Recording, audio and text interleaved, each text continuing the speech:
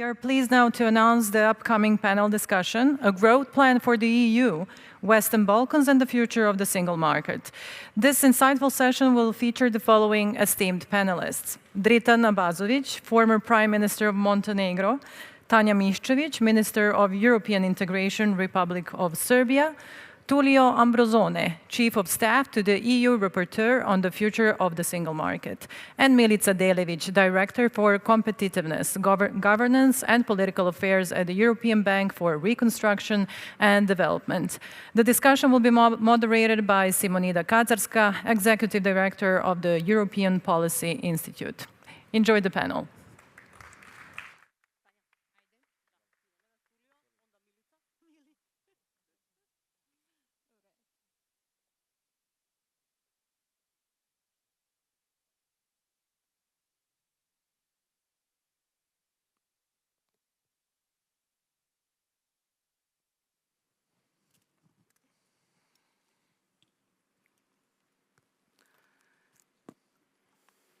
Good afternoon, good evening to the Mohicans that have stayed in the room after these 3 days.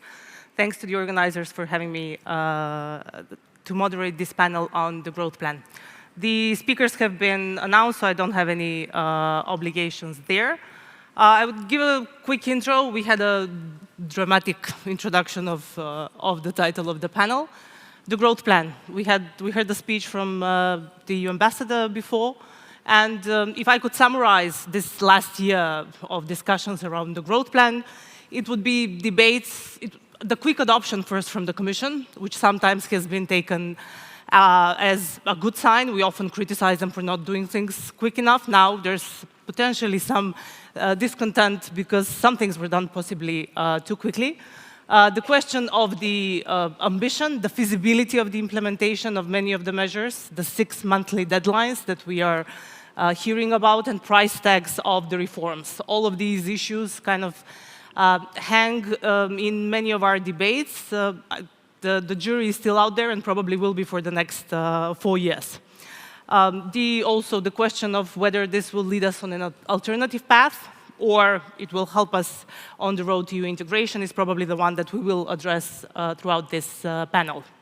I would start with Ms. Miščević, our host here in Belgrade in some way. Tanja, you've been personally engaged in drafting the reform agendas. Where are we? Where do we stand? And how would you reflect on these key dilemmas that I mentioned in the beginning? Yes, just a note of housekeeping. I've been told no answer should be more than 4 to 5 minutes, so please, let's stick to that. Thank you. Thank you very much, Simonida, and it is my pleasure to be here with another apology for not being able to come last year, but thanks Igor, Srđan, Nemanja, and all others for your kind repeated invitation. Actually, let me start with something that is a proof of the quality of pudding.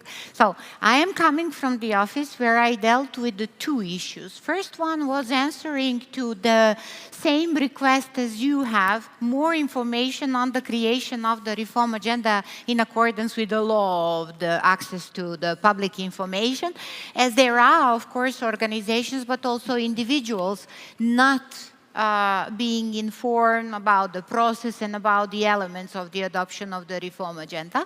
And second is that tomorrow morning, and this is exclusive for you, the government will endorse 2 agreements that are the legal basis for withdrawing the funds from the growth plan, which will be the first move from our side after the adoption of the reform agenda. So that is where we are. We are still responding on the question why public was not much more involved in the preparation of the reform agenda, and our answer was always because it was very short period of time for the adoption of the reform agenda, because it was novelty for both the Commission but also for us, because it's the resilience and recovery type of activity and still not. So there are so many things that actually give the arguments why we speeded up the process. And the second one, the answer where we are, all of us, we are now in the process of starting the implementation, creating the models for observing the implementation and reporting on the implementation of measures. And we are also preparing for the adoption for the legal instrument, because let me remind you, even before the end of the year, we can ask, and that is something that we are also going to do. We sent it to the Commission as first one to ask for the reimbursement or the pre-financing of 7%. Wonderful. Thank you very much. We now head off to Mr. Abazović. How much do you see the potential in the growth plan activities to actually help us bridge the gap with the citizens? What do you expect will be the outcome by 2027 in terms of showcasing the results, but also bridging this gap with the public? First of all, thank you very much for the invitation, and it's my pleasure to be in this great event with these great guests and to be again in Belgrade. So I think that the idea of EU to have the growth plan for Western Balkan is a good idea. But maybe we spend a lot of time without any kind of ideas, and now this idea is looking pretty well. I'm supporting. Why? Because I think that the EU finally understands that if we continue like this in Western Balkan, we will have nothing if we exclude all this kind of conference when we talk about the similar topics. So idea is finally to have something touchable for the state if the state's finishing the reforms. And I think that this is fair.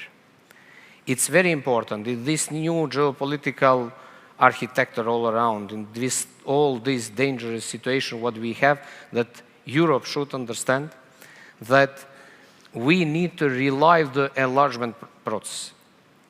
If we don't relive the enlargement process, we will have the one black hole in the heart of the Europe.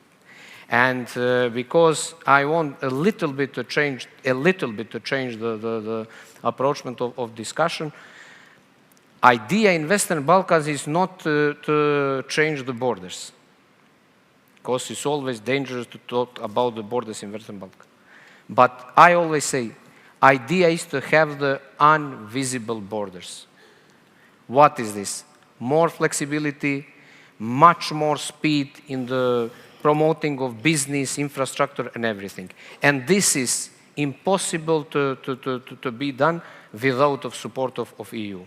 So I think that for the big infrastructure projects, we have in case of Montenegro, it's very famous this case with the highway when Chinese support that with the credits. And if somebody in the Brussels say, yes, influence of China is there because influence of Europe is not existing. If anybody want to support the infrastructural project around the region, Europe need to do that. Not to give like a gift, but to give like a support, like a credits, of course with some grants, which we'll use for the connecting of people. With making our borders invisible and flexible, we will promote the reconciliation of the region. And I really believe that this is the option which we need finally to use. It's true, because now I am talking like somebody who criticized the EU. No, we have our homeworks. Everything is connected. In the context of Montenegro, definitely, but I think that it's in other countries in the region is more or less the same, with the rule of law. Without the rule of law, any kind of promotion of the big infrastructure project, it's problematic. Without rule of law, any kind of economical growing, it's very difficult. So we need to finish our homework, and EU finally need to make something like they promote in this growing plan, and this will make the single market. So when we finally will do something what is touchable for the people, doesn't matter is that in energy sector, in the traffic infrastructure, in some another, in IT, in growing of startups, this is something else. But this is very crucial thing. And to conclude, it's not looking optimistic. When you're looking at the region, it's not looking so optimistic. I am really optimistic about the region.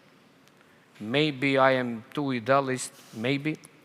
I really believe, if EU change the approach to change the rules every few years and making impossible to people, ordinary people, to see that they can get the final goal, that will be something which is not good. But if EU don't change the rule and say we are ready really to open the door for in the beginning maybe for one country, but for all Western Balkan countries, I think that we will come to the end of process and be part of big European family. And in this moment, more than ever, it's important to understand that another options, it's not democratic to say there is not existing alternatives. Always is some alternatives. But in this moment, I think it's very dangerous to look in the future of Western Balkan and to don't see all these countries in the big European family. Wonderful. Thank you for mentioning the future. I mean, I just came from Brussels in the beginning of this week, and actually 26, 27 is being discussed for Montenegro. So let's see. We strongly believe You in mentioned, that. I mean, just to comment on the infrastructural projects, it would be wise to note also that the Commission, in their assessments of the reform agendas, largely finds that most of the countries are not ready with mature projects for the infrastructure, which brings me also to Ms. Delević. You wrote a couple of years ago a policy brief on proposing more gradual but more sectoral integration, but also coupled with access to the cohesion and structural funds. So if you take a look now in retrospect of the growth plan, does it meet your expectations? Thank you very much, Simonida, and like Dritan, I'm really glad to be here. And as always, I can't say every October because it's now November, but it's always the highlight of the month to be in the Belgrade Security Conference. I think what we've seen, the direction that we've seen with the European integration is definitely into giving countries early access to certain policies and single market, which makes it, as Dritan says, more tangible. And it's definitely in the direction of that brief and many other policy papers that were advocating similar approach. So I would think it's really a step in the right direction. I think it's also trying to link delivery of reforms with disbursement of money, so it follows the logic of conditionality, which is always driving the accession process forward. One thing that I'm still a bit skeptical about is the amount. If this is to be a game changer, the amount of 6 billion for 6 countries over 4 years is unlikely to achieve the sort of either asymmetry of power necessary to be the firepower for conditionality or convergence. I remember the communication around the growth plan where the Commission said that the Western Balkans now receives the amount of support which on average is like in the EU. And when Commission says on average, it looks also at Luxembourg. When we say on average, we look mostly on Croatia and Bulgaria, and there is still a big disparity there. That being said, I think it's extremely significant that this growth plan happens at the time when there is a renewed interest in the enlargement. This renewed interest is motivated by more security and defense reasons than was the case when the Western Balkans enlargement came to the fore, which is early 2000s, when the logic was reconciliation and expansion of zonal prosperity and stability. But still, I hope that the Western Balkans will benefit from it. While there is a renewed interest in enlargement process, there is also a renewed understanding how difficult it is to do it. So it's in the interest of Western Balkans to move and deliver on this. And I hope that for the growth plan, and being fully aware of the pressures on the EU budget from the needs to make Europe more competitive in a geopolitical era, to expenditures on security and defense, I hope that this amount will also grow, because in this transactional era of global geopolitical bargaining, bigger figures will also mean convey a stronger message and be. I know that the logic is also to crowd in private investors and to crowd in international financial institutions, which I'm sure will be very keen to look for parts of the growth plan where they can support the regional governments to deliver, and by doing this to amplify the amount that is at their disposal. So as a beginning of the journey, I think it's a very good signal.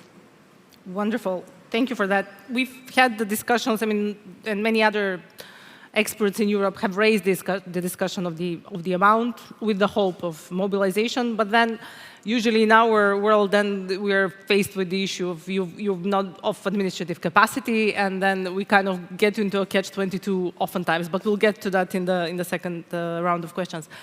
Mr. Ambrosone, you were Chief of Staff to Enrico Letta, helping him draft the report on the future of the single market. We discussed previously, shortly, you confirmed my understanding that the enlargement is marginally, tangentially touched upon in the report. The focus is on the EU. But for example, from where we stand, from where I stand, the future of the single market incorporates a bigger market.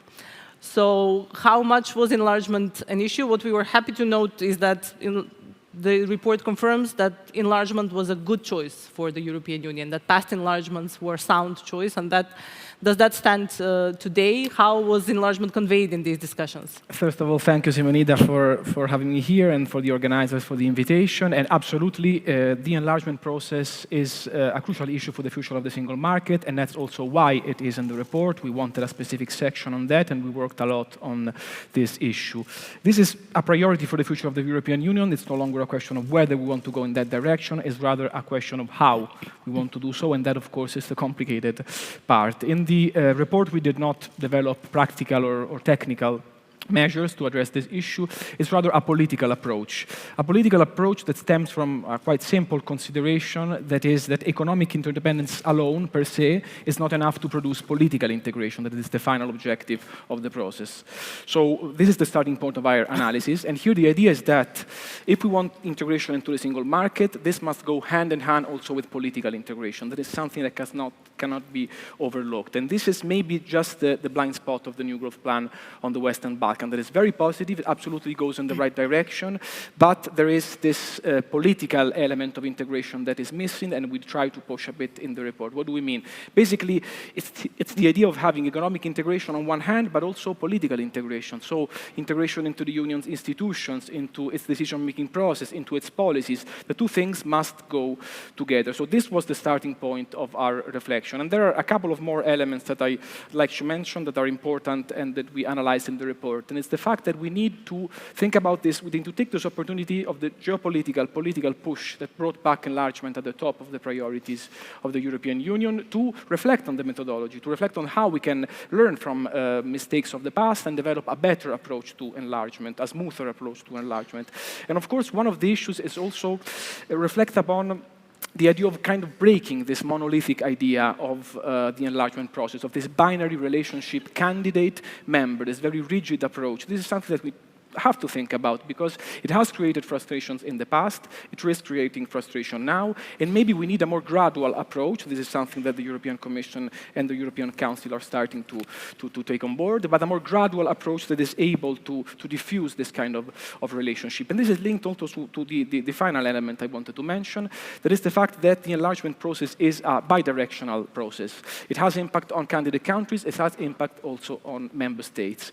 And we have to be honest with ourselves, there are some consequences of the enlargement. Some are also negative on member states, on candidate countries. We need to look at them and we need to address them. And in the report, what we suggest is the creation of an EU enlargement solidarity facility. So basically a funding mechanism that can look and monitor, identify these negative externalities and develop specific tools in terms of funding to address these dysfunctionalities.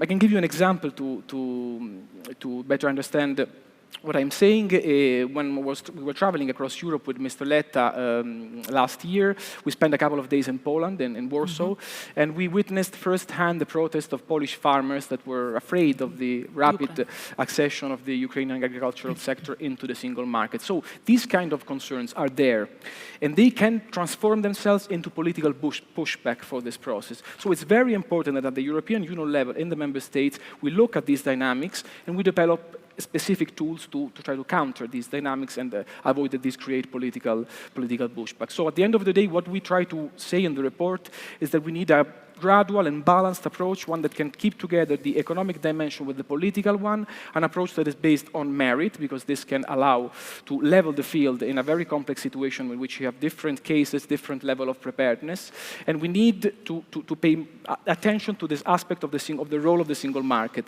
It's not about access at the single market is the final goal. The final goal is access in the European Union. This is very important also in terms of the signal we send to citizens. We don't want the citizens of the Western Balkans to be only consumers and workers in the single market. We want them to become citizens of the European Union. So also in terms of the signal, the symbol is that behind these processes, these two, political and economic, must go together. Thank you. Thanks for that, and thanks for this last message. I'm very glad that it came from you, to be honest, on this panel. Going back to Tanja. Tanja, how much of a potential for mobilization of citizen support do you see in the growth plan? Because it has been raised as an issue in Serbia, but not only. We see trends over time in the region. I have major disappointment in my own country, where we have 30% of the population who thinks we will never become members. So how much of a potential do you see in actually showcasing what the real side of European integration can be through the growth plan itself? There are two important things that I wanted to add, but this is also very good in terms of answering to your question. I do agree that the amount sounds big, but actually, if you make a calculation, you are talking about 2 billion grants, 4 billion loans, very good loans for all of us. And then if you go there into the additional story, 1/2 is going to the budget, the other half, or 1/3 goes to the budget out of the grants and 2/3 from the loans. That means that you are going to borrow for your own reforms, and this is an important thing for all of us to know, that for some of those reforms, for actually all of those reforms, we will have to borrow money in terms to pursue them. And that is also important to know. The calculation is very problematic. I'm a poor political scientist. I'm not going into further explanation. But the most important thing out of the growth plan, a part of the reform agenda, which is actually the instrument of us showing off the credibility, not as the replacement for each and every of our succession process, but additional instrument to prove the credibility of our seriousness to fulfill what we said that we are going to fulfill. For me, the most important part is actually what all three of you were talking, and this is what the growth plan calls accelerated integration, gradual integration, whatever you would like to call it. More or less, the participation of the Western Balkans 6 into the European common policies before the membership. Why this is important? And there are some policies that we already start working in, like single European payment area. Ambassador Geoffrey was talking about that. Figures that Milica knows even better than I can imagine, that our loss not participating in single European payment area is enormous one. So for as World Bank is saying, only for one thing, which is the I'm bad with that word, doznake? Remittances. Remittances, sorry. Somehow I cannot remember the word. So the remittances are coming at a level of 2 billion per year in the region. And we lost 1/2 of the billion in exchanges or paying for the cost of sending money. The highway in Montenegro was 1 billion. It's a half of highway per year saving. If you have the data that is my favorite, you know that each and every year 300,000 trucks are going in and out from the region into Schengen.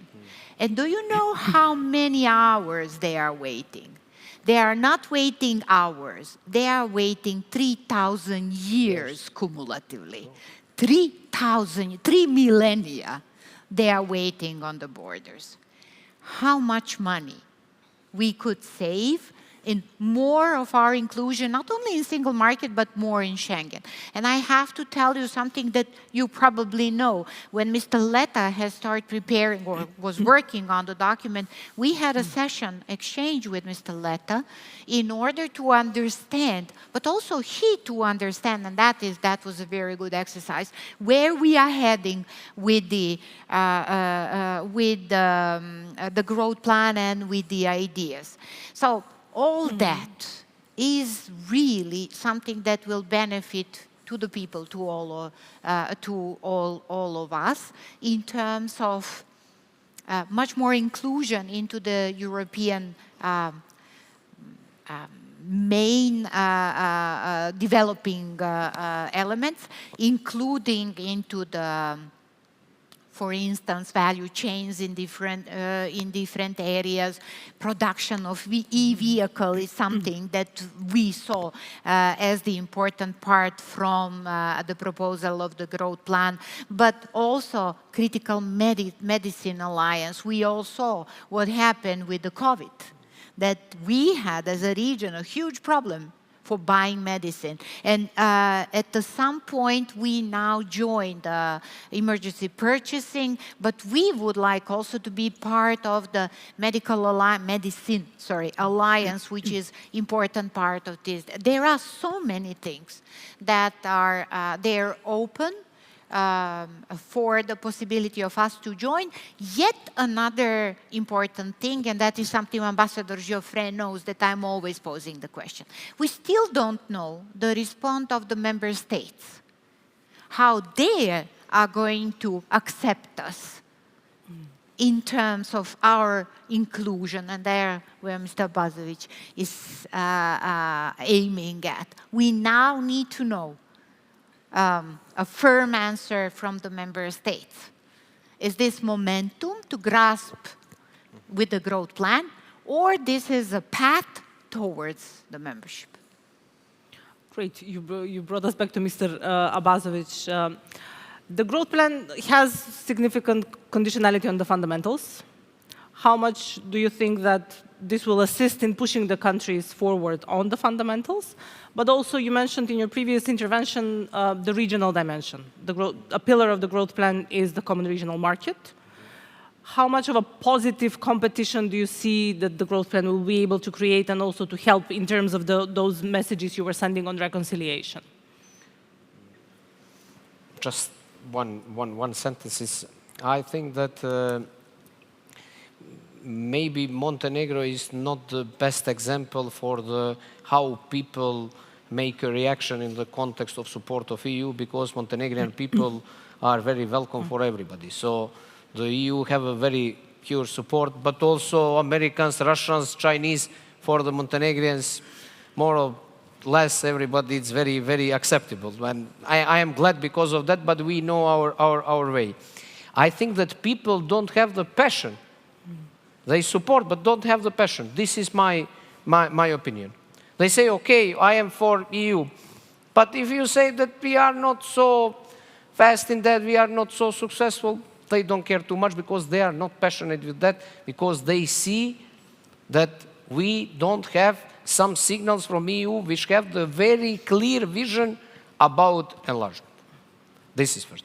Second, I think that it's truly important thing that to have these symbolical and concrete things which will really provide the better life standard for the people. So EU in one moment, last year, support Western Balkan countries with some subvention for energy.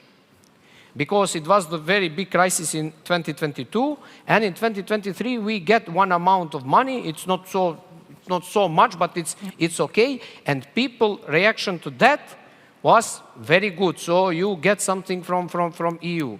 In another side, EU don't recognize something which is very important for some kind of countries. Montenegro, with the sanction of Russia Federation, destroyed touristic industry. Because we're living from tourism, and 20% of the market in the one moment expire when we decide, which I think I was in the office in that period, and I think that that was good decision, very principled decision, to put the sanction to Russia Federation. But in that moment, we understand that tourists from Russia Federation will be zero, and nobody have the understanding for us when we say, okay, we want to support our touristic market with the cutting of visa for some other countries like Saudi Arabia, like Kuwait, like Egypt, like another markets like Uzbekistan. We want to have the visa-free concept. And they say, this is the very problematic because, you know, that make the problem in our countries. Maybe someone who will come like a tourist in Montenegro will go to work in EU. And these are the problems. So when we talk about the EU way and the big European family, we need to understand that the component of solidarity, it's everything. So EU is built, European community is built after Second World War in solidarity of the people and tolerance of the people.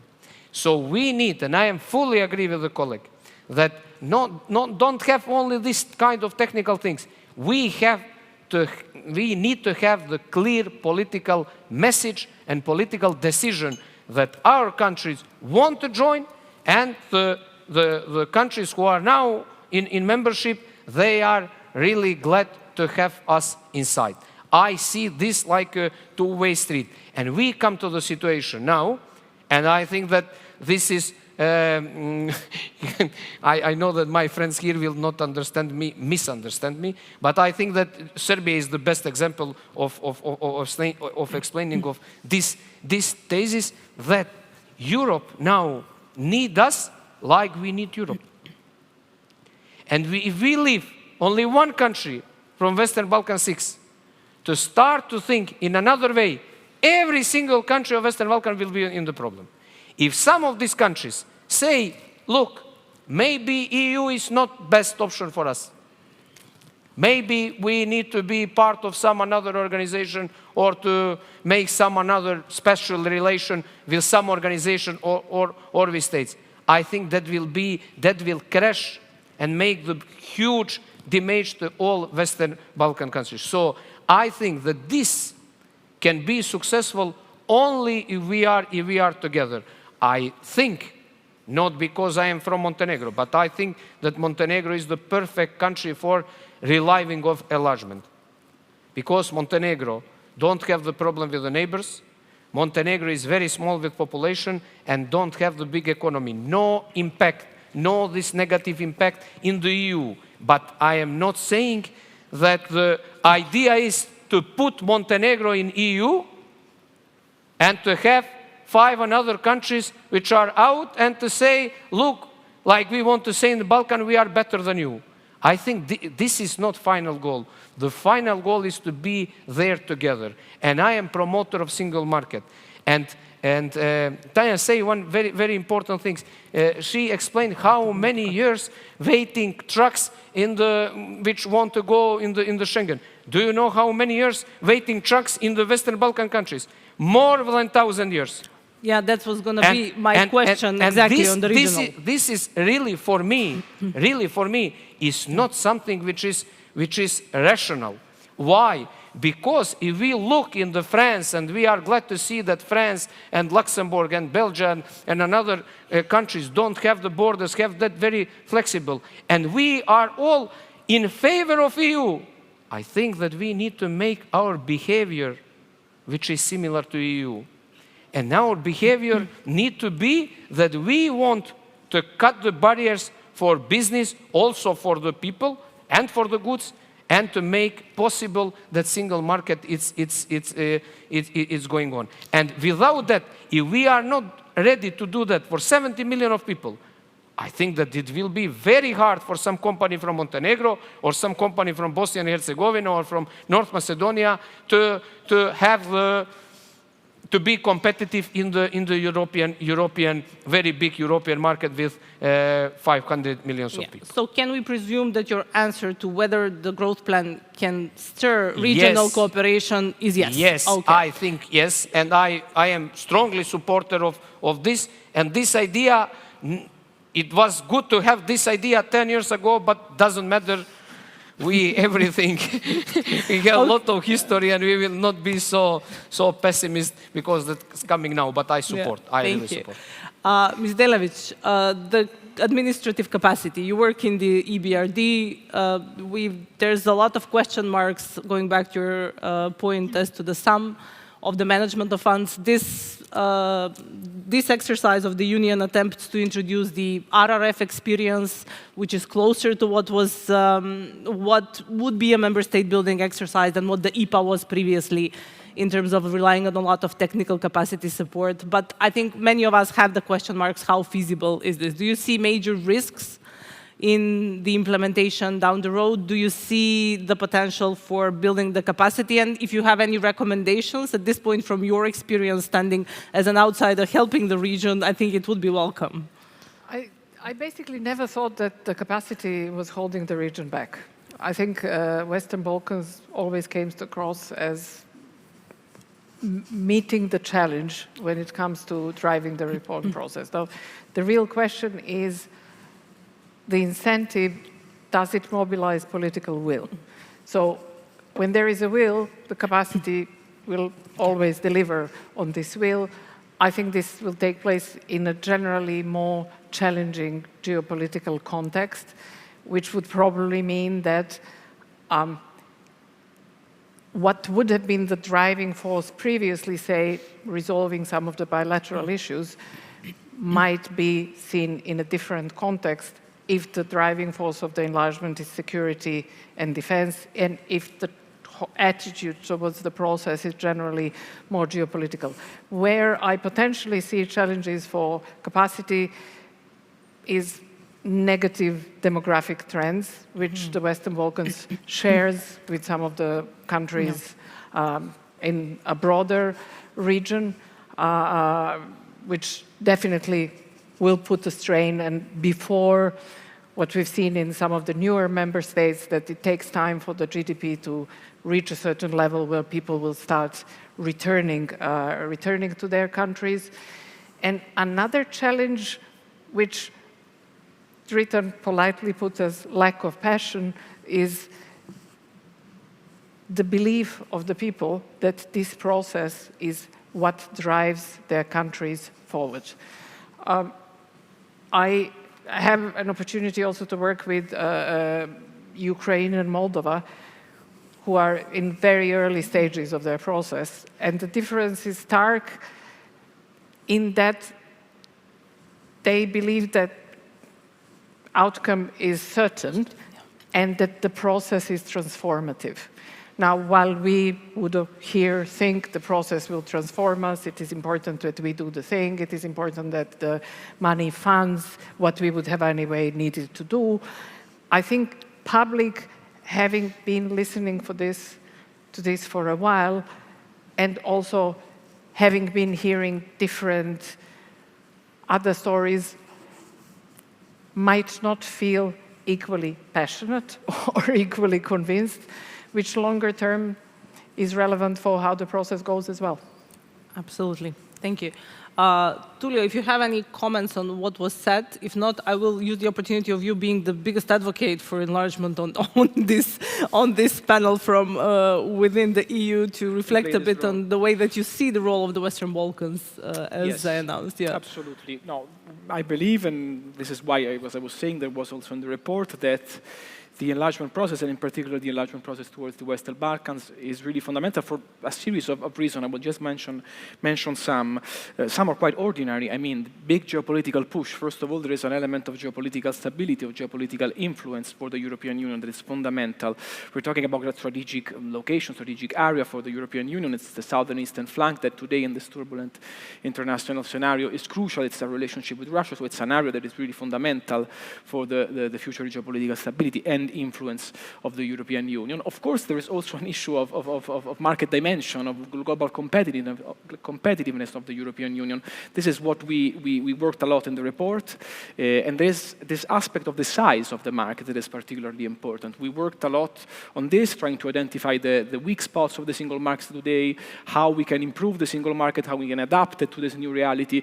And a big part of the reflection was exactly on the size of the single market, on integration. So at the end of the day, today, a larger single market, a stronger single market, a more united single market is the best instrument we member states have, but I believe also candidate countries, to uphold our competitiveness at the global level. And competitiveness today means also security, strategic autonomy. We have seen also the result of the US elections. I mean, we are really at a critical time, and I believe that in this case, the dimension of the market, the dimension of our economic system will be crucial in the future for the fact that we are competing with giants. The global economic balance is shifting towards the east. So we're talking about China, we're talking about India, billions and billions of inhabitants, very large economies. So it's very important for the European Union, the issue of the dimension.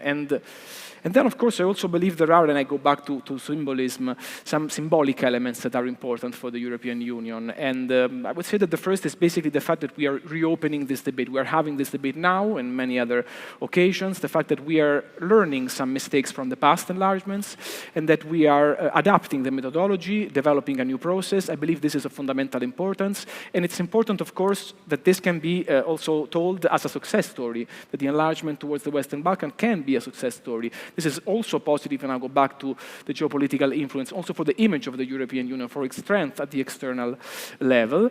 And there is also another aspect, more inward-looking, that is very important, I believe, fundamental for the future of the European Union, that has to do with institutional reform. Because the fact that the geopolitical push has pushed back, the issue of enlargement on the top of the agenda should also, this is a wishful thinking, but I want to be optimistic, should also bring at the center of the discussion institutional reforms of the European Union. This was one of the things that we realized in the last 15 to 20 years. A European Union with 27 member states is quite complex. Its decision-making process is complex. It's not working. It's not fast enough. It's not impactful enough. We need to reflect on this, on how to change it. And of course, if we are looking at a European Union that will be even larger, 29, 30, 32, 36 member states, a debate on this is of crucial importance. So yes, I believe there are really many reasons for the European Union, for its member states, to push for enlargement. And I also believe that the window of opportunity to act is closing. We are in a phase in which we need to stop reacting to crises, the financial crisis, the pandemic, now the war, and start acting with a vision for the future. And this is exactly what we try to do with the report, what also Mario Draghi tried to do with his report. We need vision of the future. We need policy action that is not always a reaction to something that is happening, but is concrete action based on our common reflection, like we try to do with the report on the future of the single market. It's not Enrico Letta's idea from top down. It's more a collective exercise of reflection that we try to do across Europe, and at the end the result is the report. With that call for action, we're going to open for questions from the audience and comments. I know you're tired, but we have one wonderful. Can we get the mic here in the middle, in the third? If you can just kindly present yourself and go ahead with the question. It's coming. It's coming. Yeah, it's coming here. Yeah.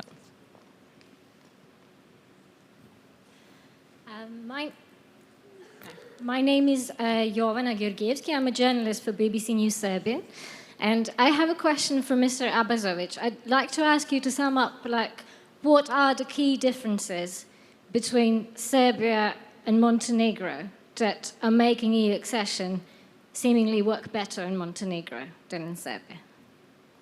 Thank you. Jovana, do we have any other questions at this point? Yes, please. Thomas at the back. Thomas. Yeah, we're going to get 3 and then we'll open up. Please, thank you. Hello, Tomasz Żornaczuk from the Polish Institute of International Affairs in Warsaw. I have a question to our speakers from Montenegro and from Serbia. That's actually the same question. If you were to estimate with the number of percentage, how high is that percentage that both your countries will complete the job until the next of 2026, so that it gets ready to join the union? You, Minister, you, the ladies, what do you think is the percentage? And then the second question is, if there was only one task, then you think is the most difficult on this path, what would this task be and why it is not done yet? Thank you. Thank you, Tomasz, for giving us food for thought. Do we have any other at this point? Yes, the third one, and then we go to the speakers. Thank you very much.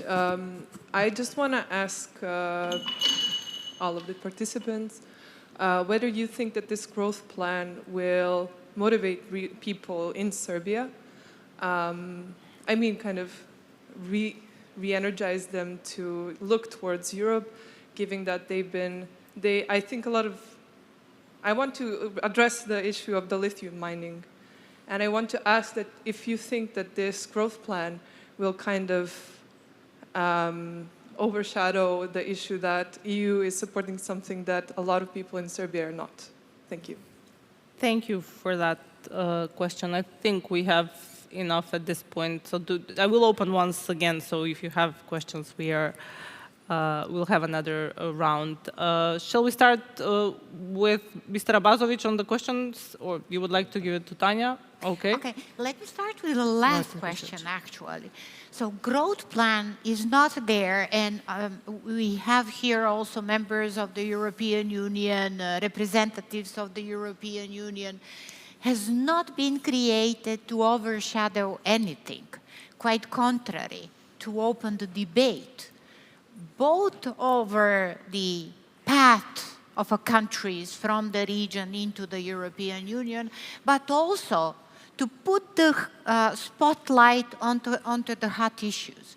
One of the prerequisites of the stable democratic institution is the civil dialogue, the dialogue in which we will give and ask the questions. So it was not the purpose of the growth plan, my opinion, but I think that I'm not exaggerating, was quite contrary of hiding some issues to put the emphasis on some very tough issues. This is the structure of the reform agenda, for instance. Fundamentals, but also issues which are dealing with, for instance, green digital transformation, which means to transform your sources and routes of the energy that you are going to use and produce. For Serbia, this is both political, economic, and also security, or that type of issue.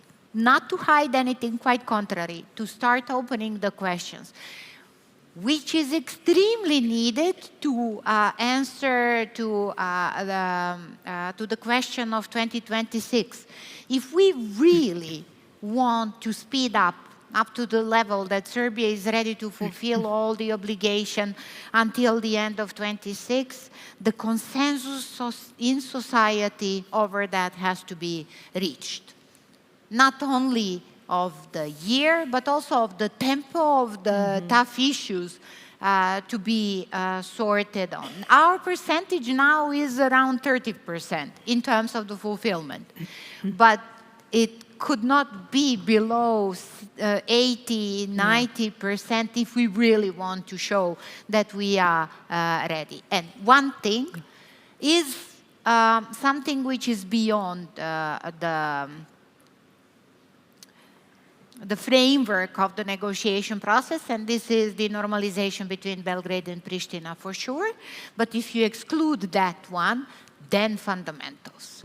then the rule of law as the most important thing, which we are still tackling, more or less successful. There were a lot of panels discussing elements of rule of law even in this conference, but this is the most important, equally the most difficult issue. First and foremost, because the results are not immediate. So you cannot see the immediate results overnight. Quite contrary, for some of those results, for some of those things to be implemented fully, you need years, which we don't have. Thank you, Ms. Miščević. Thank you very much. Dritan. Thank you. So thank you for questions. I will start from the first question. You ask about what is the difference between EU integration of Serbia and Montenegro. I think the huge difference is the understanding of the foreign policy. This is the huge difference, and I think that Montenegro is in big advantage. And Serbia have this problem which need to solve with Kosovo. This is not only problem of Serbia and not only problem of Kosovo. This is the problem of the region. Because every negative impact which we have there have the implication also in another country. Everything what is positive, Serbia, Kosovo, Bosnia, doesn't matter, have the positive implication also to our countries. And I invite it, I cannot have nobody have this magic to do something in that relation, but this is the big difference. And I think that Montenegro can use the opportunity to join EU maybe before, but I'm repeating, we will not have full success if all 6 countries are not in the EU.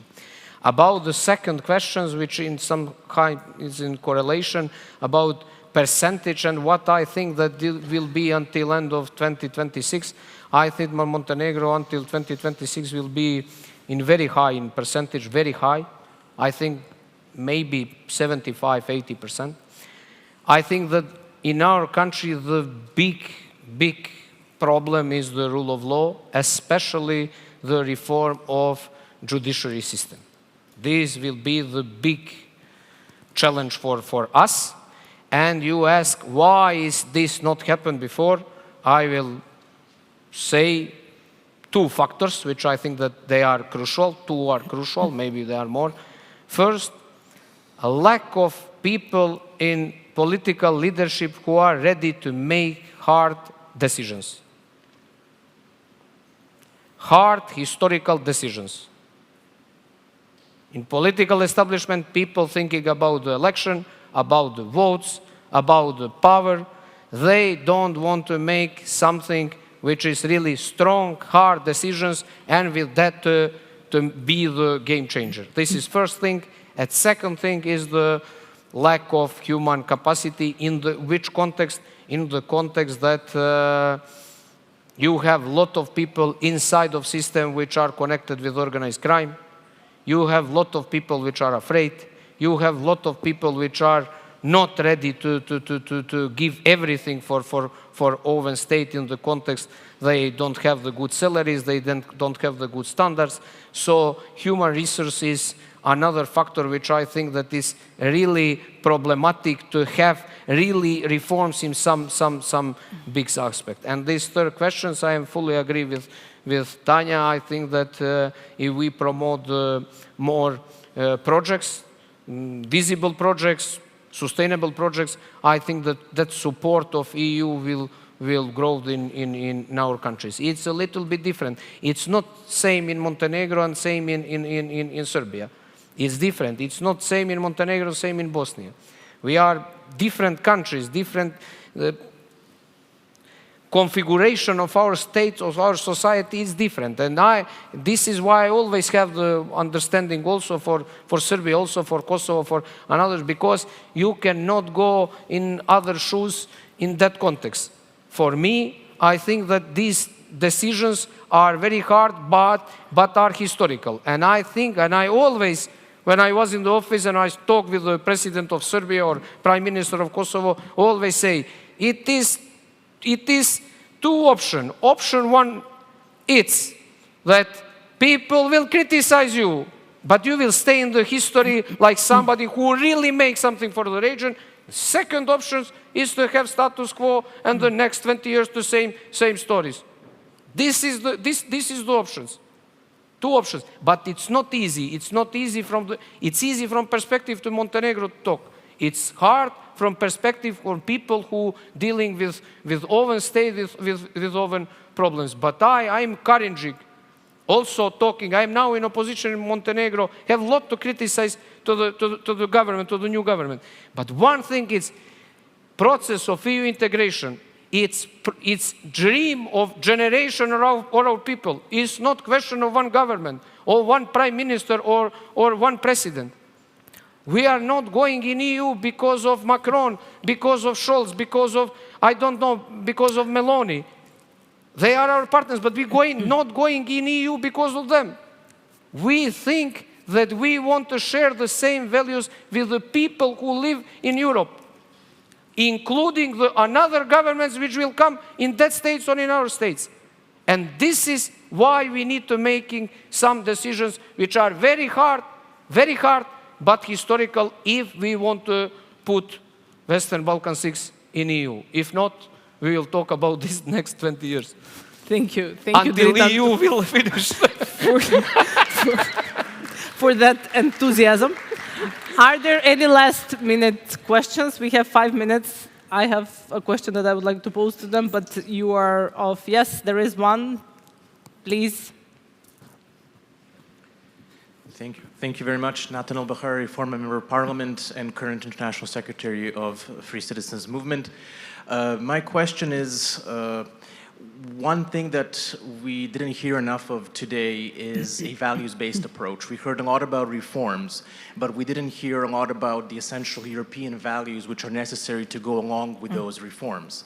And my question is primarily for Minister Miščević, and we had some very good debates in the EU Committee and Parliament over the last years on this topic. So I'm curious on when do you think we will start to seeing the effects of these reforms that both you and the President have said that will be completed in the next couple of years, especially in the area of rule of law, fight against corruption, and as well as aligning ourselves with the EU's foreign policy, because to make sure to meet all the requirements of EU membership doesn't only include passing laws in Parliament, but also means implementing those laws and being on the side of European values and supporting our friends and allies in Europe. The President last night said this will happen until the end of 2026. In the reform agenda, I believe, you can correct me, the date is a little bit later than that. So I would appreciate to hear your comment and thoughts on that. Thank you. Thank you, Nathan. I think that will be the last one. We have 4 minutes left. I would leave Tanja as the host to wrap it up at the end. I would like to ask Milica and Tullio now just the question, I have asked this to Tanja previously. What will be your indicator of success of the growth plan in 2027 or 2028? Very quickly in 1 minute. But to Tullio also, does the EU have a plan beyond 2027 for itself and also for the region? 2 minutes aren't enough for that. But okay, yes or no would do, but we start with you. First of all, in terms of what will be the indicators, well, of course, there will be some pragmatic, technical indicators for sure, but I pick up what he was saying. At the end of the day, it's a political process, and so we have to look at the citizens' attitudes, the attitudes of the political elites. The consensus will be crucial to advance these processes, both in the European Union, both in candidate countries. So for me, that's going to be the most important indicator for the success, the real success of this process. And in terms of the priorities for post-accession, as I was saying, in the report we summarize, I will focus just on really 3 key concepts. It's an idea that we need scale in the single market to compete at the global level. We need to leverage the single market to access new resources. We need new public and private investment tools for our massive investment needs, the digital transition, the green transition, security, even enlargement, and we need to have a cohesive approach. Jacques Delors always said that the economic integration in the single market must go hand in hand with cohesion. So we need to build a single market that is not only for the cosmopolitan people, for the even in candidate countries, the people who can move, who can work abroad, but also for the people who stay in their cities, in their region. So it's scale, it's resources, it's cohesion that is kind of wrapped up. For many of us, the right to stay discussion actually was very relevant of the report for those of us living here. Ms. Delević. What would be an indicator of success is greater political will and greater enthusiasm for those things that both Tanja and Dritan mentioned as the most difficult to achieve. And I wanted to actually return to Nathan's questions and the question before. I think to the extent that public perceives the European integration process as transactional, it will be harder to overcome difficulties. I've tried to hint before that in a geopolitical world, aligning with interests sometimes competes or precedes, hopefully precedes rather than crowds out, alignment with values. It can come together, as in a question that was raised previously, say, around lithium mining, where you absolutely, the right question is Serbia's place in global values chain, Serbia's interest to be placed, to have a place in global value chains, as is people's interest to have the highest environmental standards. So how do you, what are the impact of one on the other? That poses the questions which these are interests. That poses the questions of values, and these values are space and ability to have the debate and trust in and independence of institutions that are supposed to enforce these standards. So sometimes these two actually come together. Thank you. Wonderful. Ms. Miščević. Definitely the most difficult question that Mr. Al-Bahari posed, how to prove that you are sharing the values and that you are the country that will add the European values, which is in the core of assessing that somebody is ready for the membership. That is why the European Union and member states devised the Copenhagen and other criteria, and also created all the lists of activities that a country, of the measures, laws, strategic acts, strategic documents, action plans, track record that has to be proved in order for the country to prove that the country is sharing the values. Are we still there? Are we there to prove that we are sharing values? Are any of us? In some areas, definitely, like Dritan is speaking about the foreign policy. So aligning in full, but I will give you also, and we had a discussion in the parliament, that we are also participating and sharing values of the security of Europe with the other activities that we are doing. Yet the assessment is in the hands of member states and also public. And also public, that means civil society, which is also crucial for assessing, are we there in terms of fulfilling values. My favorite is how we are going to prove, Emanuele knows that, something which will be the culture of independent judiciary. Very difficult to assess. Thank you. Thank you, Tanja. On that note, I think we will thank you for being with us. I hope you enjoyed the panel. And we are off to implement the growth plan, most of you then, for the reforms. Thank you. Thank you.